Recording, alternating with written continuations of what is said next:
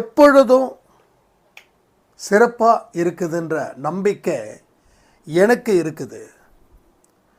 அன்பேசாய் குடும்பத்தில் இருக்கிறவங்களுக்கு வாழ்க்கையில் பிரச்சனைகள் எந்த அளவுக்கு தீரப்போகுது, அதை தீர்க்க முடியுமா அப்படின்ற கேள்வி எனக்குள்ள எழும்போது சாயப்பா ஏன் மனசுக்குள்ள சொன்ன வார்த்தைகளை இங்கே உங்ககிட்ட சொல்லி ஒரு விழிப்புணர்வை ஏற்படுத்தணும் அப்படின்னு நினச்சி தான் இந்த பதிவு.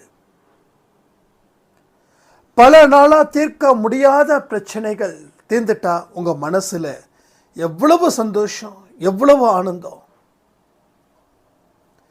இங்கே எத்தனையோ பேருக்கு என்னோட பிரச்சனைகள்லாம் தீர்ந்துச்சுன்னா நான் கோயில் கூட கட்டுவேன் சாயப்பாவுக்குன்னு உங்கள் மனசில் ஆழமான ஆசைகள் விதைச்சிருக்கீங்க. உண்மையா?